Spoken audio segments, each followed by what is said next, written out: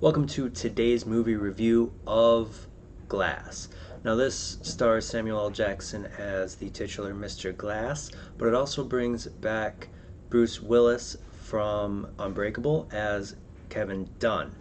This film also, believe it or not, is a sequel to 2017's Split, bringing back Anna Taylor-Joy and James McAvoy. There are a couple smaller characters that come back from Unbreakable, but it's been so long since I've seen that movie that I can't quite remember the characters' names or the actors, but I remember seeing them in that film. I will preface this review by saying I have yet to see Split, but after seeing Glass, I do want to go back and watch Unbreakable, Split, and Glass all at once. This film does work as a standalone story. You don't necessarily need to have seen Unbreakable and Split, though I personally do recommend it so you get a little bit more of the character motivations and the personalities that are kind of lacking.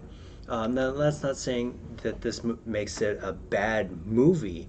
It just makes it a movie that is asking its audience to already know the history of these characters coming into the film. I also went in thinking that it was going to be like an action adventure, kind of like actual superhero comic book movie like we get from Marvel or DC, and it's not. It's truly a piece from its director M. Night Shyamalan, and it shows. It's slow, it's methodical. While there is action, there isn't a lot of it, and there isn't a lot of overdone like special effects or anything like that. I enjoyed the acting. Bruce Willis, who has been in the past criticized for not really acting to his potential, stays within character that he created with Kevin Dunn from the original Unbreakable. I also see that within Samuel L. Jackson's Mr. Glass. But I do want to point out, like many people did when Split came out, that James McAvoy puts in a tremendous performance, and he makes you believe that he is all these different personalities within his character. And he really is the standout in the film. We're not going to get into major plot points, but if you have seen the trailers, that's the centralized location of the whole story.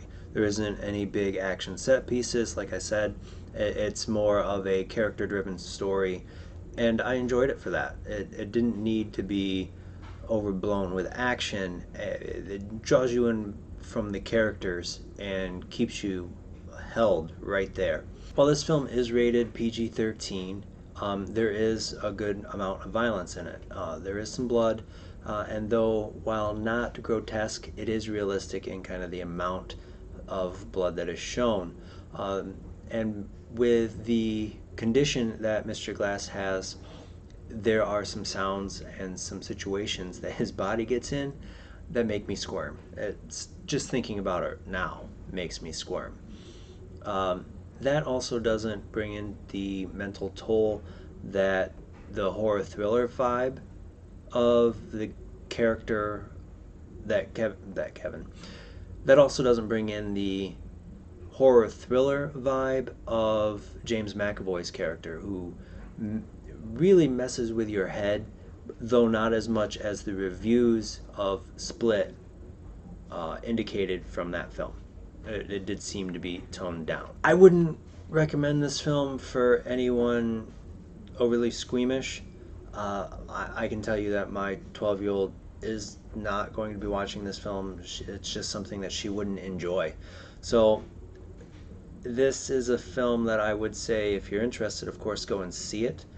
But if you haven't seen Split or Unbreakable in a while, those films are necessary to understand the characters, because as soon as they're met, it picks right up, and you don't really get the time to learn about those characters. They just give you the story that you're going to get, and it's one where the backstories would be helpful. Have you seen Glass? Tell me in the comments below what you've thought about this film, and let's go ahead and get that conversation started. And if you think that I should go back and revisit Unbreakable and Split, go ahead and let me know down there as well. And as always, have a great night.